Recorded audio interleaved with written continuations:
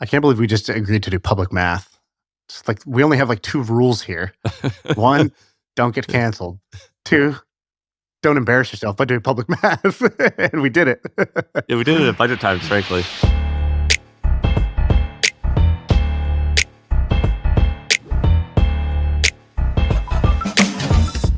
All right, I got a business that you're going to love. Okay, so this is a business that in 10 months has gotten to 10 million in ARR.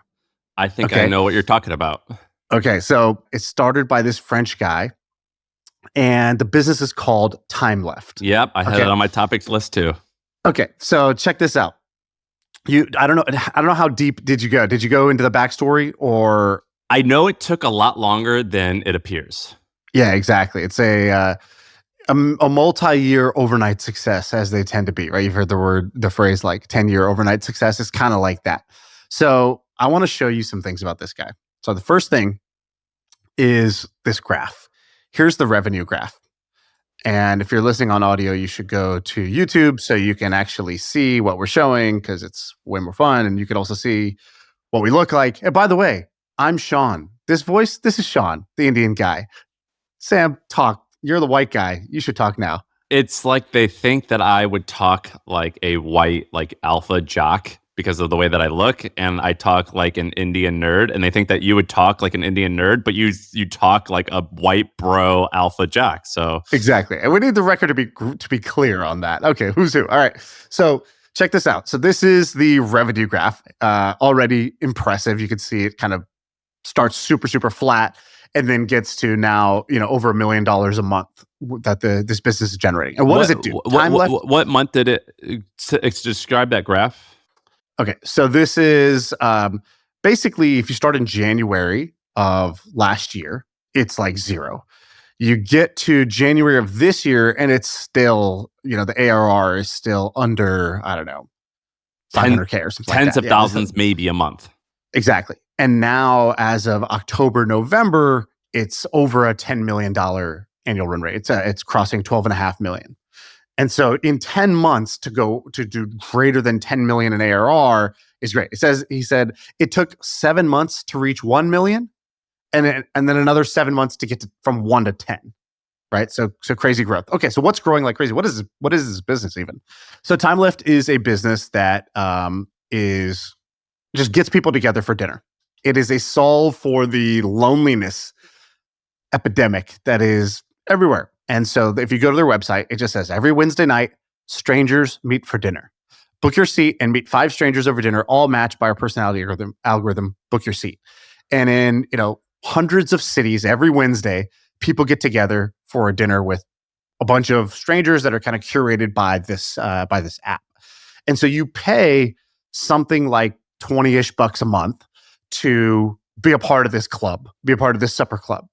And every week on Wednesday, they're going to set up a dinner, and then you go. Then you pay for the dinner separately while you're there. They book the restaurant, they book the table, you show up, and it's supposed to be a bunch of other people that you should find interesting or get along with, and then you split the bill at the end. That's the whole product. And they claim that they have an algorithm where it's like, are you logical? Are you more emotional? Are you this? Are you that? That helps match. Yeah, roughly what age are you? Are you, kind of single and looking to mingle? Like, kind of what are you all about? And you take this little quiz and you do that.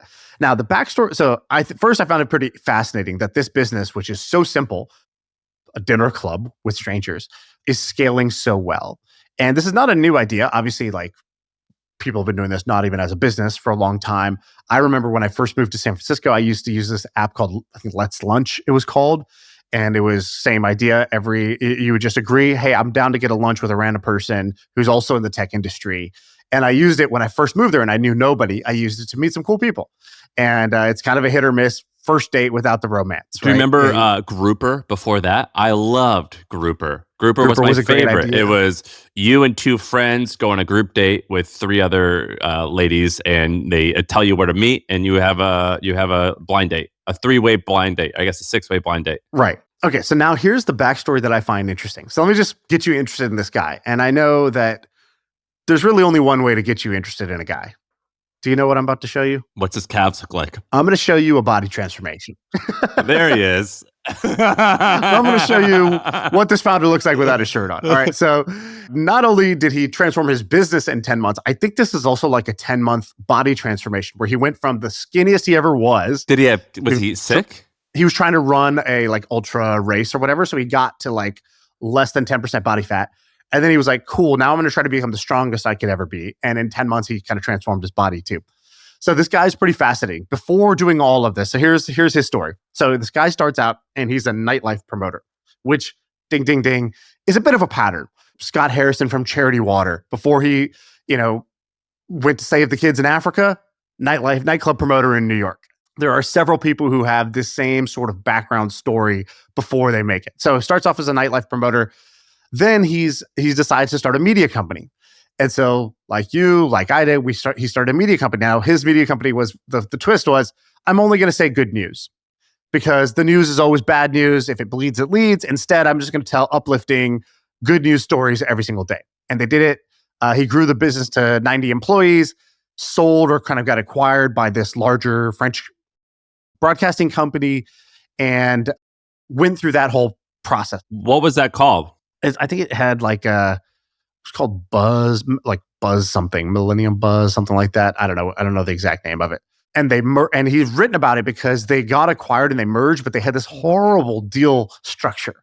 It sounds like, it was a 3-year earnout.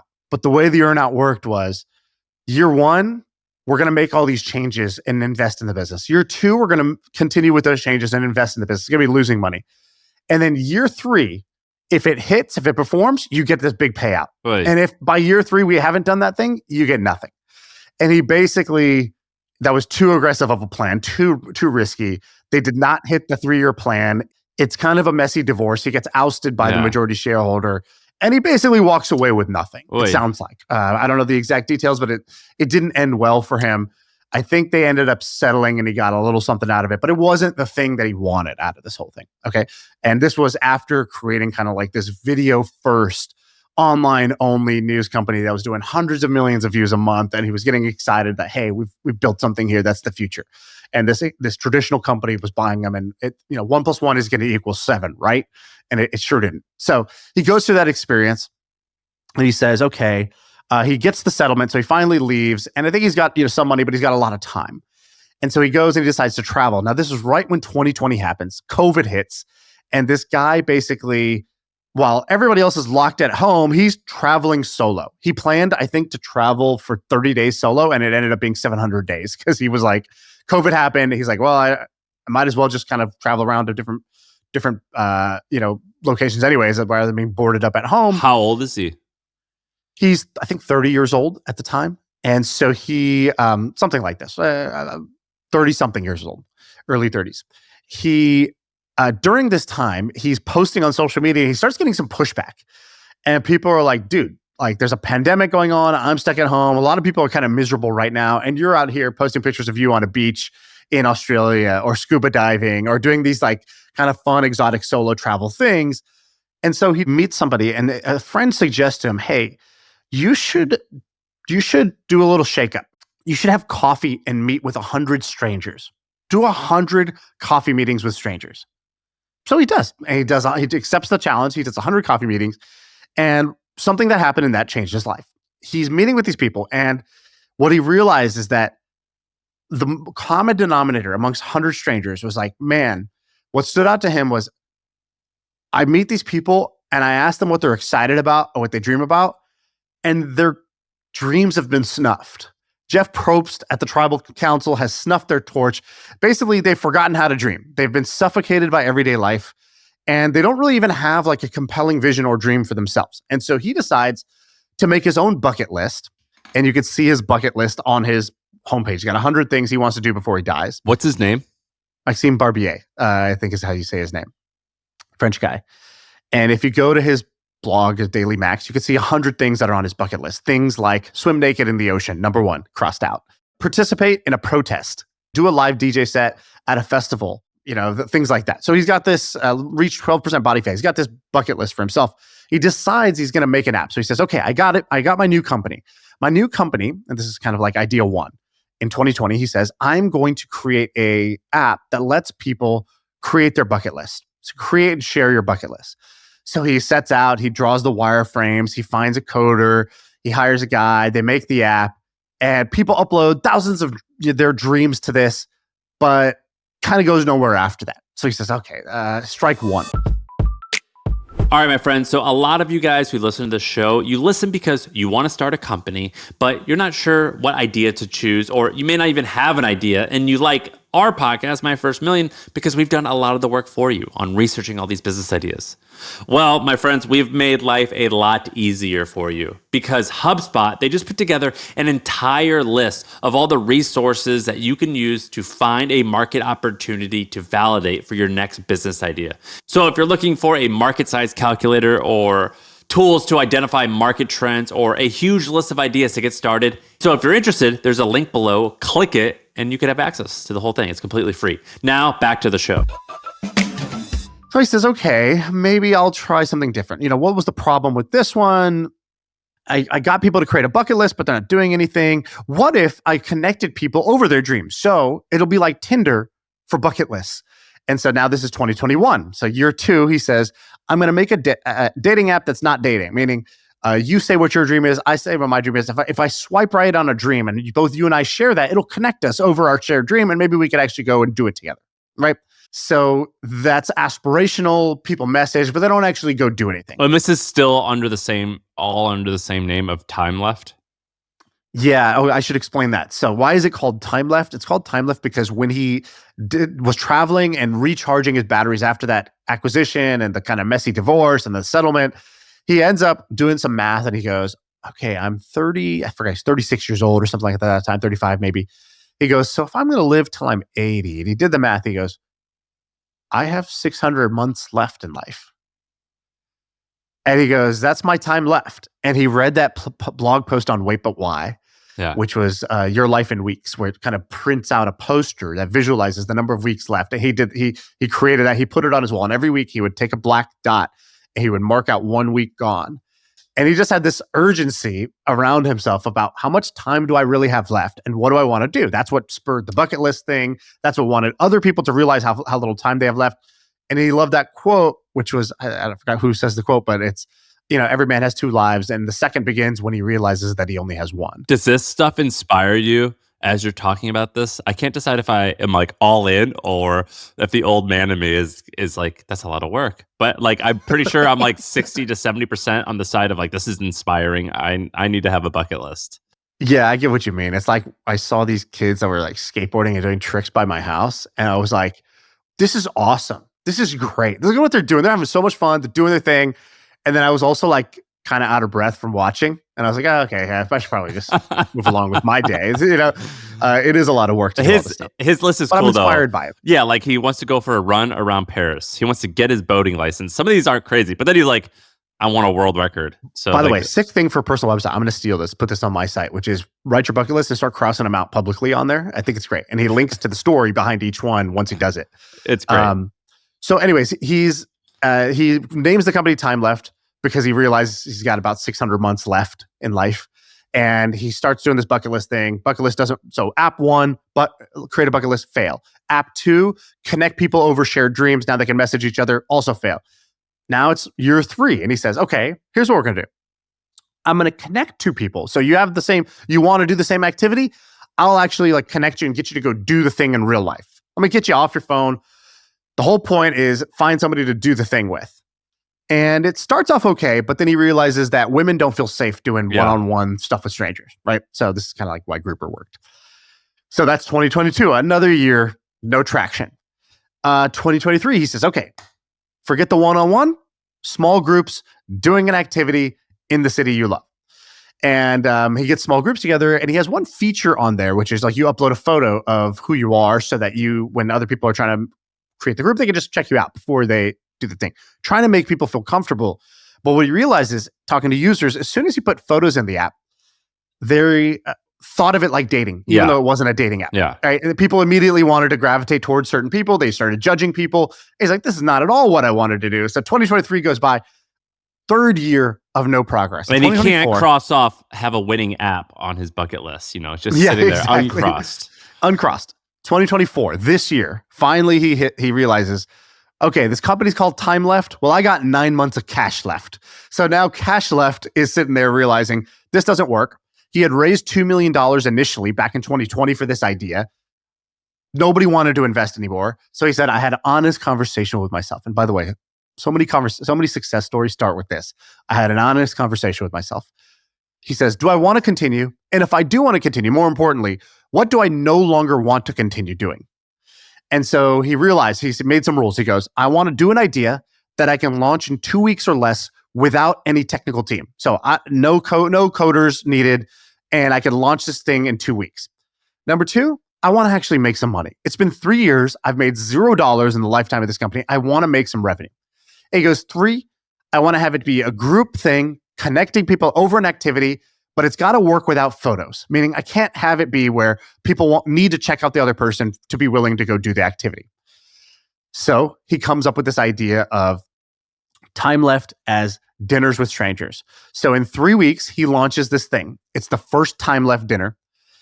There's 4 tables of 6 people that he launches with on that Wednesday in his city, and he makes $110. And at the time, he does it with he makes a type form. So just a form you fill out using type form off the shelf, a WhatsApp account. That's how he coordinated all the dinners, and a Stripe account for how you pay. And he was able to spin that up in 3 weeks. And he was doing all the matching manually for 3 months. So he himself was the algorithm, no code. He was just figuring out who should I put together at these dinners that I think will work. And then he starts to move it to low code. And eventually he's getting 300 people together every Wednesday, and he makes 20 grand. But he does the math. He says, all right, I still don't have a lot of cash left here. I'm default dead. I'm dying slower than I was before, but I'm still going to die unless I figure out how to do this in a more scalable way. So he quickly builds a simple app, and he makes one shift. He goes, does he have any employees? It's just him and a co-founder. And so he goes, I'm going to figure out how to do these without having to go visit the restaurants in person. Because what he was doing was he was doing this in his city, and he was checking out each restaurant himself. He says, I got to figure out how to scale this. So he takes a leap of faith. He says, we're going to do this without doing that pre-step. I'm just going to book the restaurant, book the table, and see what happens. Do they have it automatically use like a handful of like popular booking platforms or something like that? Yeah, open table type of things to book these restaurants. And so he does it like that. It works. On that Wednesday, he says, holy shit, this is going to work. So now he starts opening up more cities, not just his city that he's in. He's like, I could do this without geographically being in the place. I was being too precious about that. That was a sacred cow that once I slayed that sacred cow, the ceiling for my business, got removed, and I could explode this thing. So now he opens up hundreds of cities. How are people hearing about it? Ads. So he's advertising about it, and people are talking organically about it, and he's getting a ton of free press. So he's been written up in 400 free press outlets because the narrative fits the zeitgeist of today, which is that people feel that people are too alone, they're too depressed. It fits the trends of people, not getting married. It fits the trends of people being sad after COVID, of people being incels, of all this stuff, right? There's all these other stories that you could piggyback and newsjack on. And on top of that, it's just a feel-good mission, right? I'm getting people together in person, not on social media, not on their phones, but actually in real life. Listen to the ad. It's working. The ad from Facebook, it says, dine with 5 strangers, all matched by our algorithm every Wednesday night in your city. That's all it said. It's nothing... Very simple. And if you go look at their TikToks, go look at TikTok content about them, it's really cool. You can see what's going on. And so in 1 year now, he's exploded this thing. So it's now in 300 cities. The app is translated in 18 languages. He's got 70 employees that are all ops people organizing thousands of dinners, 18,000 dinners a week they have to plan. What? He did, over $1 million by November. Their IG exploded. They now have 1 million IG followers, written up in 400 articles. And the reason why, he says, is because I tapped into a simple, universal, multicultural need. People want to get together and they enjoy eating at a restaurant. And I love the way he talks about this, by the way. He goes, I realized that dinner is a technology, that if I wanted to get people together to actually have a good time, dinner is a piece of tech that just works. It makes that whole meeting new people thing just work because we all know how to do it already. It's an activity every single person knows how to do. So there's no skill required. It has a natural flow that we're all familiar with. It has a natural start, beginning, middle, and end. And at the very least, you're going to break bread and eat good food. At the very best, you might actually meet a couple of cool people that you want to have, ongoing connection with. You met some cool people in your city. And how amazing is this, dude? How amazing is this business? This is great. How did he hire? I'm looking at his jobs page. How did he hire all these people that fast? He's like, I'm hiring every week. I'm hiring people. I'm interviewing everybody myself. And the job is pretty simple, which is like, it's all ops. It's all ops and user experience. So he's like, we take the dinner, we try to break it up into moments. A dinner is not a single thing. A dinner is, like Scott Harrison said on this podcast, it's the moments between the moments that matter. So you think it's just about the dinner. Well, break the moments down. So there's the greeting, the sitting, the connecting, initially getting to know each other, the sharing of information and food. There's the bill and the awkwardness of that at the end. And he's like, basically, how can we make each one of those steps a little bit better? And if we could do that, we can make the user experience better. We don't measure clicks and daily active users. We measure, how many people had a great dinner this week. And do you think that's the KPI. Will this last? Yes, I think this will last. I think that some ideas just take like the time. When the time is right, the time is right. So in the same way that Calm, the meditation app, went from this kind of fringe behavior that not a lot of people were going to do, it seemed like outside of the mainstream. We all had a buddy who meditated, but it wasn't a behavior everybody did. And then only when we all got too hooked to technology did the need for Calm break through. And all of a sudden, Calm, Headspace, and these apps became mainstream. And I think that this getting together with strangers thing, people are lonelier than ever. They're more addicted to their phone and technology than ever. And whether it was COVID or it was other things that accelerated the need for something like this to exist. And so I'm a believer in this. I think this is like the new meetup.com. I think this is going to scale.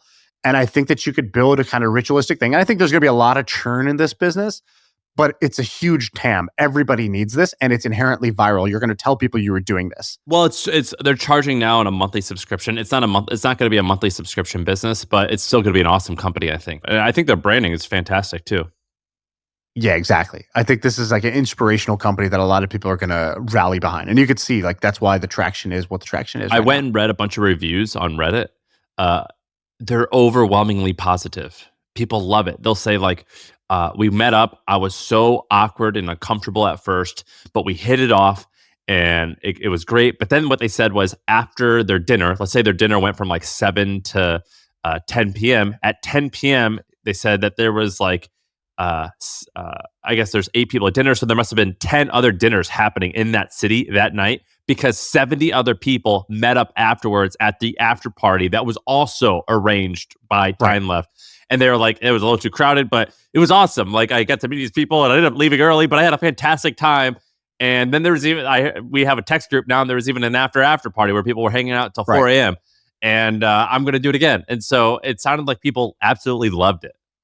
Yeah, exactly. And this is a big city problem. Dude, it's so hard to make friends when you become an adult. Once you're out of college, you don't really realize this till you leave college, but you're like, man, my number of new connections that I just get to stumble into per week drops dramatically because you're at home, alone or with a couple of roommates. You have work, which is a static number of coworkers.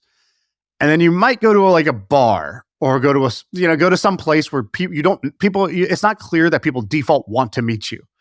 And it's so different than when you're in school. And I think that, particularly men, that shocks a lot of people. Men just won't talk to anyone. I was reading this thread where it says what's something that women should know about men that would surprise them. And the top comment was, most men never get a compliment.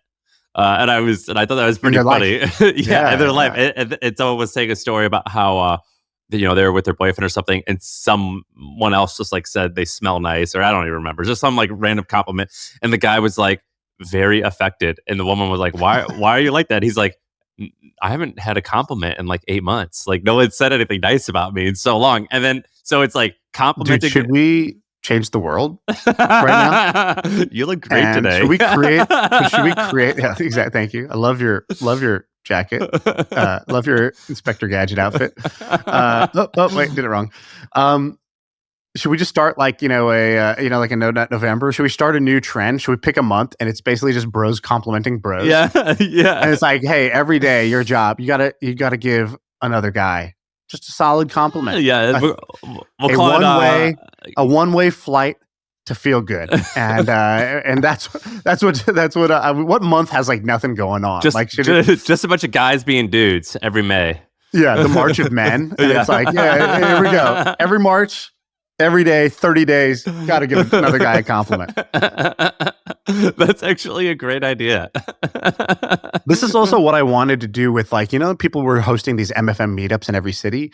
This is kind of what I wanted this to be, which is like, I would love it if we could do this with, if we could basically have time left, create like an MFM button or whatever, or I don't know, somehow somebody create this for our listeners, which is like, if it was, on the first of every month, and it's always on the first of every month, there's a dinner in hundreds of cities around the world where you're going to meet with, 5 other people, 6 other people who listen to the podcast. We're going to have to call it like more than a nod, because that's basically like my interaction with most every man ever is just a nod.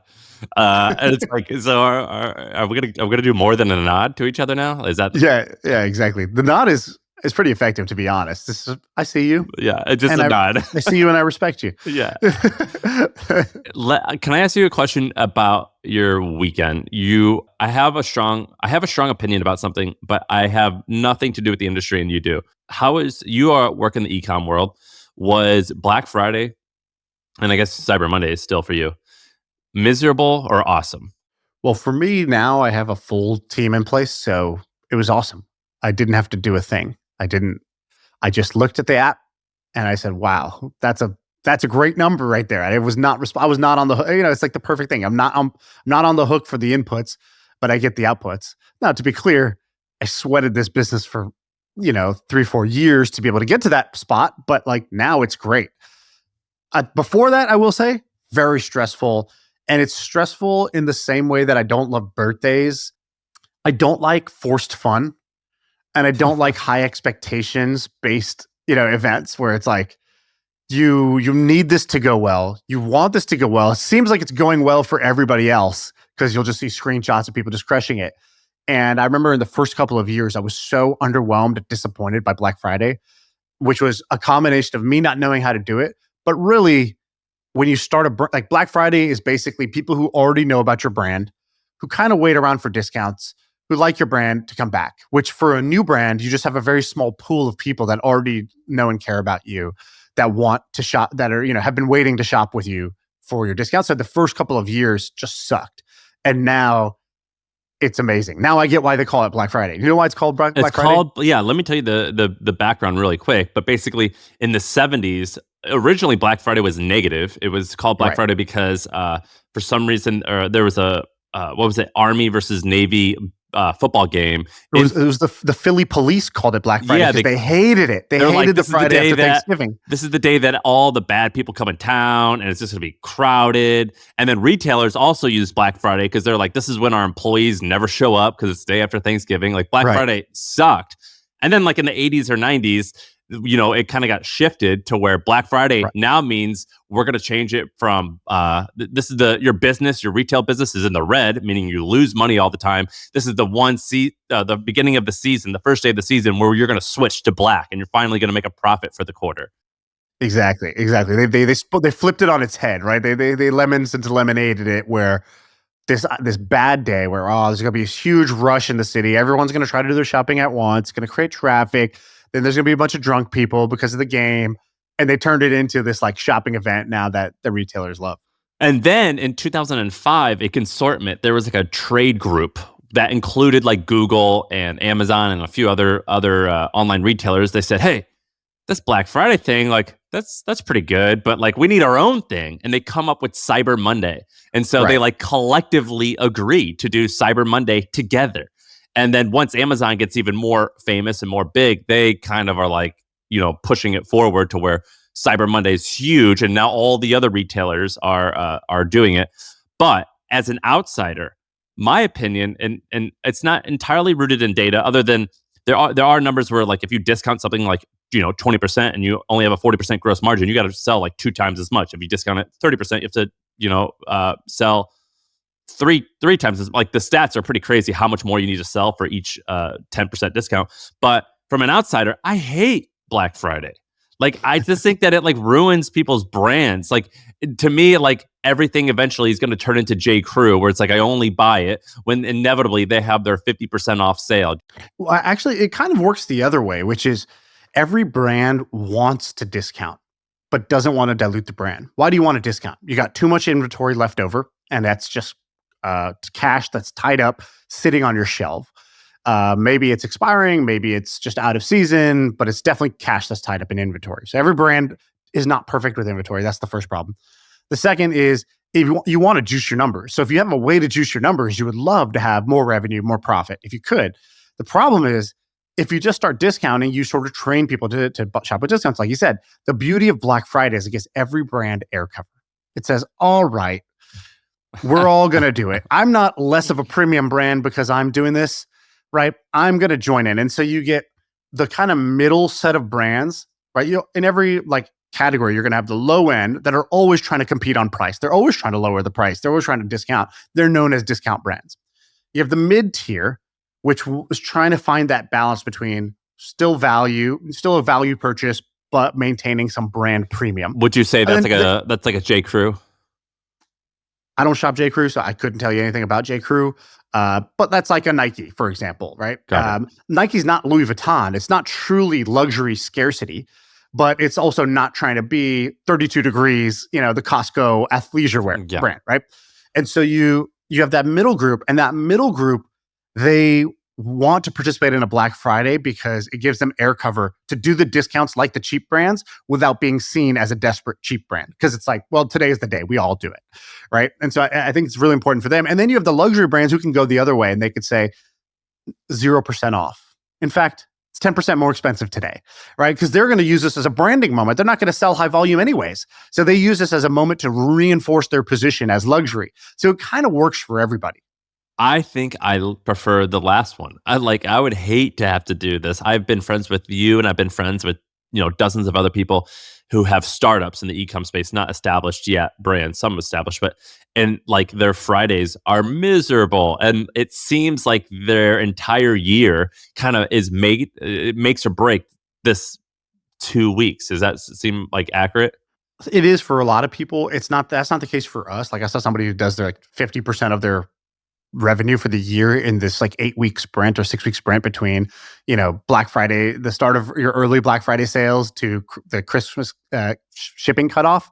By the way, can I give you two funny things? What? One is Jack Butcher used to do this great reverse Black Friday sale. Do you remember this? He always did some crazy stuff. He's great, man. He's an artist. Which one So are you he's an referring artist, and he knows that kind of that positioning and positioning is all counter positioning, meaning you position yourself relative to the position of other things. That's how positioning works. It's all a relative exercise. And so he gets that. And so what he did was, I think he had like a course or something like that.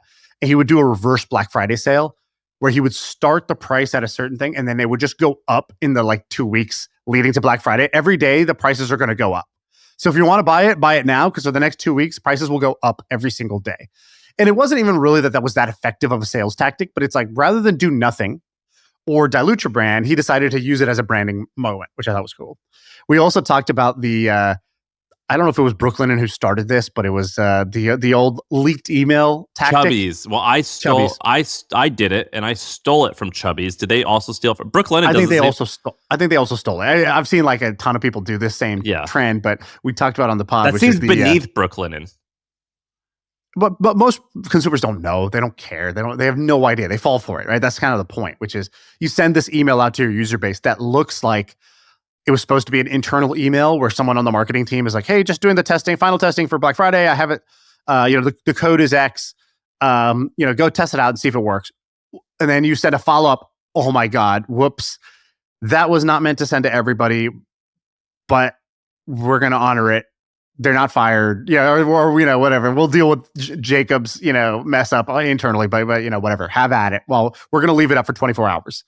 And then people go crazy because they feel like they got access to a leaked discount code. And it works, by the way. I did that too. It was super effective. I did it in 2019. Right before we sold, about a few months before we sold. And I did it in 19, and we did it for trends.co, which was a digital product, which is like the best Black Friday deal ever. I don't have to fulfill anything, and it's 100% profit. And I don't remember exactly, but we made something like $1 million in profit in one day. Right. From that, from that email.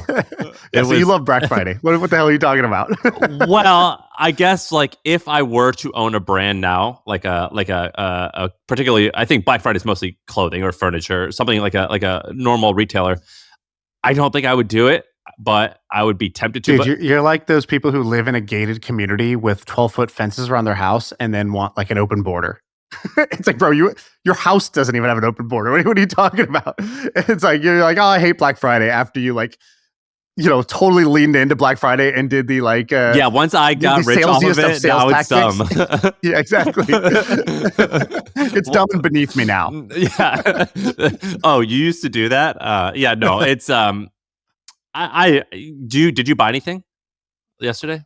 No. By the way, I found it so funny. There's a great meme that was like, Thursday, everybody's like, I'm so thankful for everything that I have. And I just feel so full. My cup is so full with all the love and everything that's my life. My life is so full. I'm so thankful for everything. So grateful.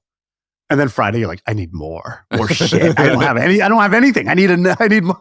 You know how much stuff I need right now that I don't have? It's like literally the clock strikes 12 and everybody's attitudes flips. Dude, you want to do it? All right. You were talking about challenges. How about this challenge? What if you try to go 1 week, so 7 days, without spending a cent on a consumable? So like your mortgage or rent is okay, daycare is okay, but like coffee, food, no, it has to be eating like out. You can't eat out. You can't eat out. It's just like what you bought the week before at the grocery store. Do you think you can go 7 days without spending a cent? So you can't buy anything extra. Can I? Absolutely. Will I? Absolutely not. I think I'm down. I want to do that as the MFM challenge. We a whole week of not buying anything. They do, dude, look, people do fasts. We got to do a money fast. I'll tell you what I wanted to do that you're not. I'll tell you where I'm going to get your butt to clench. So I was pretty inspired by Burning Man. And everybody, if you've never gone to Burning Man, have you? No, but I'm inspired. It's like a movie. It's based on a true story. So everybody, if you live in San Francisco, people will make you nauseous telling you how amazing Burning Man is. And what they're trying to do is convince me to go. But what they don't know about me is I'm like a cat where the more you try to pet me, the further I run away. So you telling me to do something only makes it less cool in my books. And so at a certain point, I was like, I'm definitely just not going. Why? Because I'm stubborn. You're dug in. I am what the French call dug in. But I was like, oh, what's cool about it? And I was like, I do like the idea of like, you go to this deserted place, you basically build a town, it's all barter and free love and, all that good stuff. And then they burn this thing at the end and it's sort of symbolic in this way. And I thought, what's my version of that? And I came up with this idea and I pitched it at this dinner and this guy was like that. So here's the idea. I go, we should do a money burn. I was like, so much of our life is based around money and wanting money and this attachment to money, and people have unhealthy relationships with money, and money has this power over you. And I felt it on me. Money has a power over me. It gets me to do what I don't want to do sometimes. It gets me to act in ways that I'm ashamed of sometimes.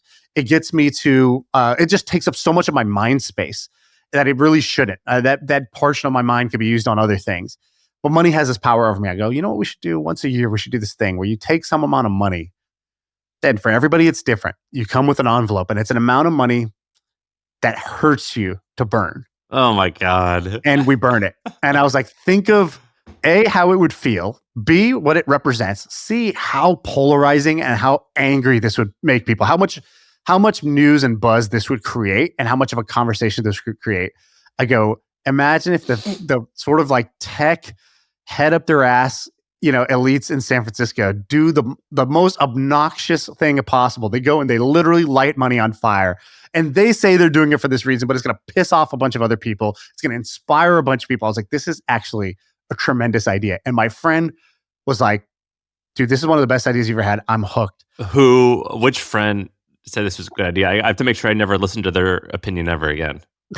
All right, I'm not going to say their name because I don't want to out them on this. But they were like, and for years, every year they text me the same thing. When are we doing the money burn? And I don't do it because I'm like, I literally already feel anxiety over that idea of like taking, I don't know, $7,000 and just burning it. Just some amount of money that would feel horrible to burn. Like, what is that minimum So how threshold? are you going to say that you're willing to burn $7? But I'm just saying, don't spend like $150 in 1 week on coffee. Well, because I think it's like, if I'm going to do it, might as well do the more dramatic, impactful version of it. You know what I mean? Like, how good of a story is it if I'm like, yeah, and then for 1 week, I didn't drink coffee outside the house. Like, nobody gives a shit, right? It's like, okay, it's like doing a fast where you still eat sandwiches. Like, okay, well, that's not really that impressive. So if I'm going to do something, I'm going to do something that's makes for a better story than your like consumables fast, which is not catchy and not buzzworthy and not bragworthy. Yeah, I mean, that sounds like a horrible idea, but I think you should do it. I would love to watch. Imagine there was the money burn. Would you do it? No, but I would love to watch you do it. What? Yeah, I'm still too scared to do it. All right, let's move on. You want to do one more topic? Yeah. By the way, I did a great ChatGPT prompt about Black Friday. I just want to share this prompt hack. Prompt hack is so I go to ChatGPT and I'm like, hey, tell me about Black Friday, the origin, and anything interesting, blah, blah, blah. And then it's like, oh, the Philadelphia Police Department did this thing, right? So me and you both did the same thing. Here's the prompt hack. Then I went and I said, it said something about the Macy's Day Parade. I go, tell me about the Macy's Day Parade as if you were Malcolm Gladwell teaching me about it. What would he say? Because I just like use Malcolm Gladwell as this like guy who gets interested in the things that we all overlook or the things we've all like already accepted and then turns it into like a bigger story. So it just goes, a tipping point for American consumer culture. And he talks about how the Macy's Day Parade was started by this immigrant and how it was the employees that were dressing up almost like clowns and cowboys and knights. They borrowed live animals. And Malcolm would say, this is how all great movements begin. Messy, grassroots, and deeply personal. And then it talks about how each symbol of it, right? Like the balloons or why the balloons were a genius thing over the live animals. And just using this, how Malcolm Gladwell would explain X, or you can switch out Malcolm Gladwell, but you can be like, Richard Feynman, how would he explain this scientific topic? Is such a prompt hack for ChatGPT. It makes ChatGPT talk to you in a different way. Our friend Sahil, he had a tweet and he said, what's the best one-shot prompt that you've made in the last 30 days? It could be for a recipe, a front-end developer, an image generation. The more specific, the better. The best answer gets $1,000. And it's all these pretty good like prompts that people have submitted that were amazing. Like the simple one that I actually liked, which is based off of everything that you know about me, suggest 3 to 5 books that you think I'd enjoy reading. It was that was pretty good, and I went and did that, and it suggested a book that I'm going to start reading.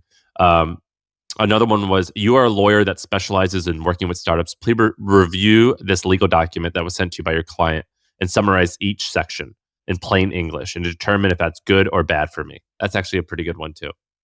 But there's like... This is good. Today has been chaos. Ask me questions to help me figure out what to do next. Don't stop asking until you are fully sure you have all of the context of my situation and can generate an actionable plan for me. I use ChatGPT this way too. I tell ChatGPT often to ask me questions. So say, your role is this. I'm trying to figure out X. I don't know where to start.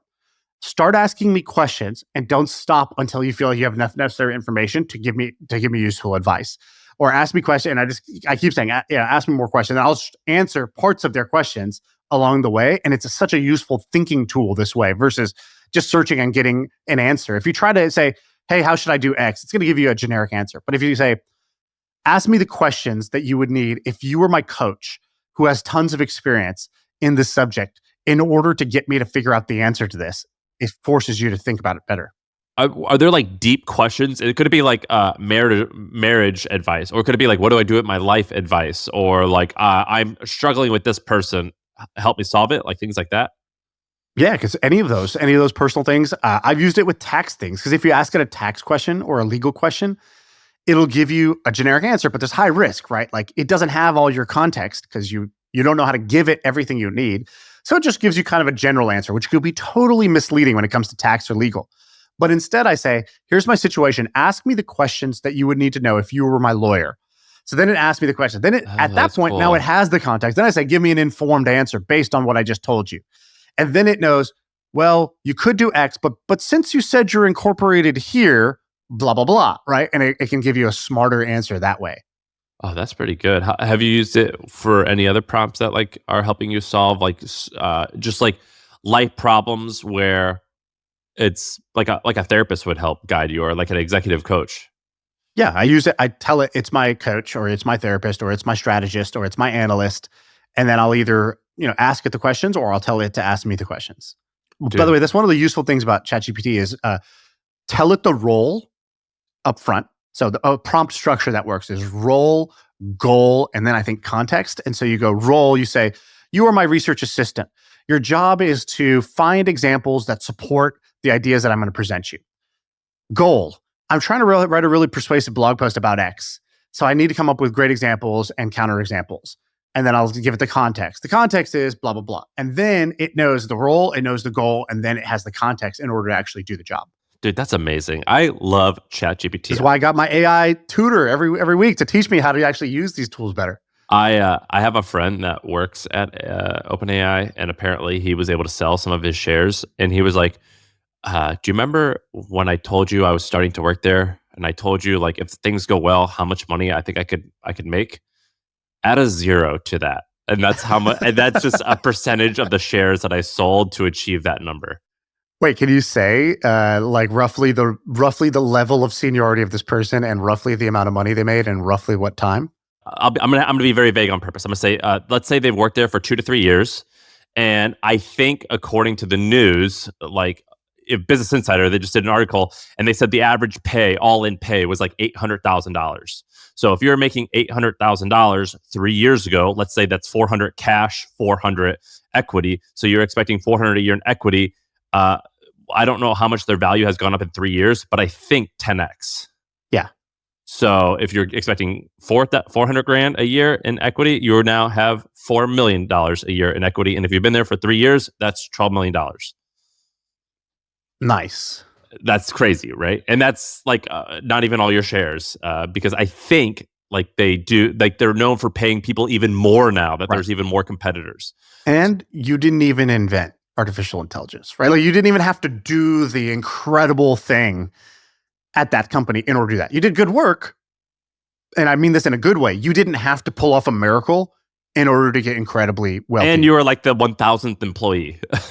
Like, which is why people should listen to our Sarah's List episodes. And whether you believe that the companies we picked are right or not, you should do that. If you're going to take a job, might as well take a job on a rocket ship. Right? Like, might as well take a job where your equity is going to appreciate this like absurd rate, or has like a realistic chance to. The problem is most people have no ability to assess that, and it's not always obvious. Like for example, I think OpenAI raised money at $120 million valuation recently. Is that right? 120 billion.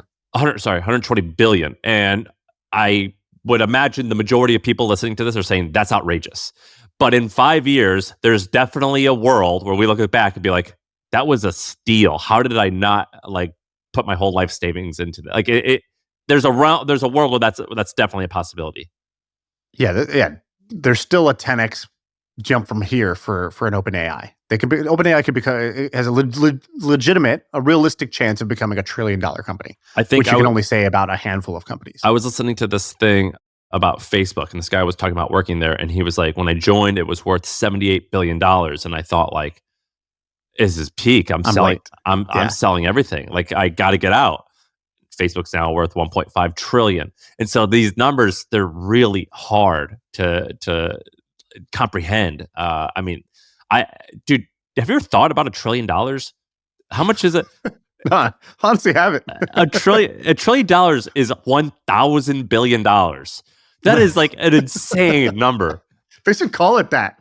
They should call it 1,000 billion and not even trillion. Trillion actually doesn't even do it justice. That's so, and you know what? In about 5 to 10. Is that even right? Is it 1,000 billion or is it 100 billion? No, it's 1,000 billion. It's 1,000 billion. Is that insane? Is that insane? That's insane. Not only is that insane, there's a world where in 10, for sure 20 years, that a human being is worth that. Because I think, how much is Elon Musk worth now? 200 billion. So if he just has a 7% annual growth rate, that's going to double in 10 years and then double again. So you're looking at that's just so much money. 1,000 billion. Yeah, he's the betting favorite to become the world's first trillionaire. That is which would By the mean, way, I think he said that he thinks Putin might already be that, or he said that he's the richest man, but he's not on any of the lists. so that would be like, let's say if you're worth the difference between 100 million divided, so that'd be like the equivalent of a 100,000. So a trillionaire to a billionaire is the same thing as a 100 millionaire to a 100,000aire. Does that make sense?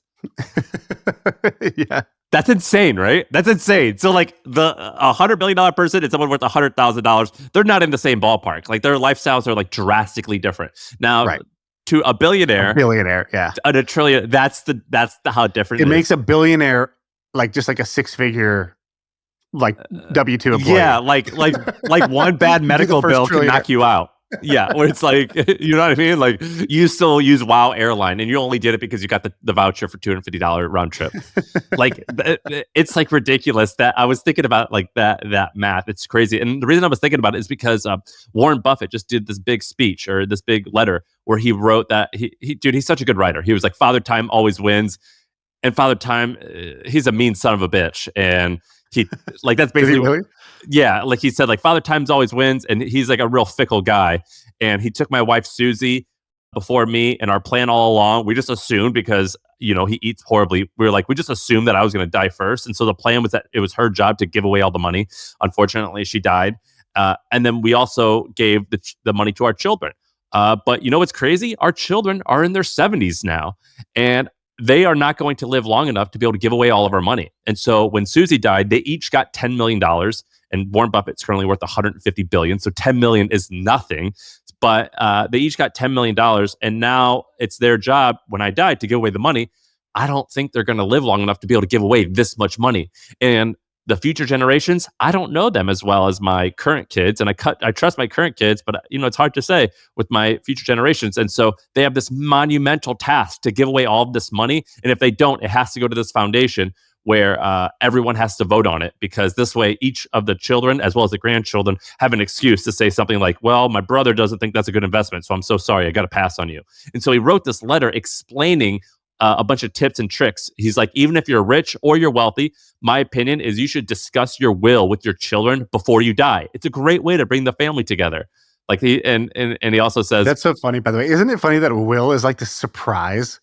It is weird. It is weird. It's like, ooh, let's open up the time capsule, see what was in it. Like, why is it a surprise? That doesn't even make sense. Dude, there's so many issues with wills that that I've learned about because we're setting up estates. Like, for example, a lot of people, and he talks about this, but I've read about it constantly, and I know friends, their wills aren't equal. So particularly women. So and then Vanderbilt's did this, where it was like the women get $400,000, the men each get $10 million, and it creates like all this like anger amongst siblings, which ruins families.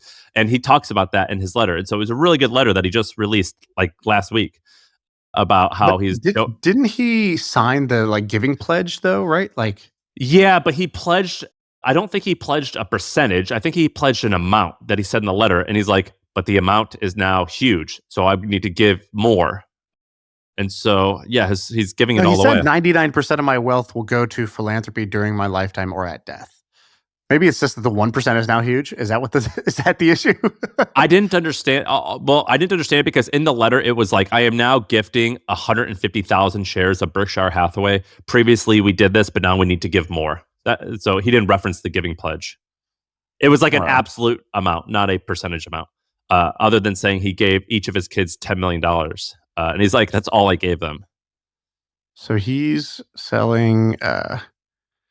These gifts I'm making today reduce my holdings of Berkshire shares to 206,000, a 56% decrease since my 2006 pledge. So he's cutting it in half. And so how much is that? 206,000 shares. I think it's $1.5 billion that he just gave away. I think it's more, dude. How much? Berkshire A stock is 700 grand a share. So 700 grand a share times 250,000, just to use round numbers, is almost... sorry, wait. It's like, dude, my calculator. How many commas is this? That's almost 200 billion. Oh yeah. Well, what? That's a lot of money. What's happening? Maybe The I did this point, wrong. the numbers are so grand that it's frankly incredibly hard to comprehend. But basically, he's making like the largest gifts of all time. I can't believe we just agreed to do public math. It's like we only have like 2 rules here. 1, don't get canceled. 2, don't embarrass yourself by doing public math. And we did it. Yeah, we did it a bunch of times, frankly. But dude, it's a good article, right? You'll have to read that. Yeah, I'm gonna read this thing. Buffett talking about giving away $150 billion, but he's doing it in a way that we can easily understand by saying everyone should read their will before they die with their children. Dude, Buffett doing anything, I'm in. I'm so in on Buffett telling any story or talking about any subject of his liking. He is absolute blank check of attention from me. Right? Yes. Yes. Like Bill Simmons had this thing that he coined once called the Tyson zone about Mike Tyson, where he goes, the Tyson zone is when somebody reaches a level of crazy that somebody could tell you anything about Mike Tyson and you would believe it. Like if it was like, oh, Mike Tyson got arrested because he's been eating sharks every morning. It's like, oh, fuck, that's crazy. He bit an ear. He's going to jail. It's like there's no story that is out of bounds on Mike Tyson. And I feel like the Buffett zone is basically somebody who you have my undivided attention at will. Whenever you want it, for however long if he's like, I'm doing a 16-hour live stream, I'd be like, okay, well, I guess I better, like get a comfy chair because I'm going to be here for 16 hours today. Like there is nothing Warren Buffett could do that I would not be interested in. If he was just like, I'm going to live stream myself, like doing ASMR, eating soup, I'd be like, all right, I'm in. I'm going to start like attributing facts and stats to him.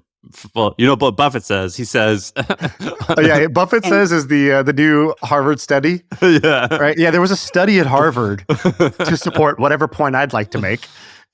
And similarly, Buffett once said X. Oh, really quick. Can you tell me if this is true? Is this Enron thing a joke? I think it's real, but I'm not sure. All right. Which is, I hope it's a joke, which is, what is it? What's the story? Someone bought Enron and is relaunching it as a crypto token. Like, it's like worse than a bad, like Silicon Valley plot. I don't know if the story is out, but the Twitter handle Enron, which Enron, if you are, under the age of 28, you probably don't even remember this, but Enron is like, it's like FTX for oil. Yeah, it was like an oil energy company in the 90s that was one of the biggest companies in the world. And then in a month's time, it went bankrupt. And it turns out because the executives had all committed fraud and a bunch of them even killed themselves before they got sentenced. And a lot of them went to prison, whatever, horrible.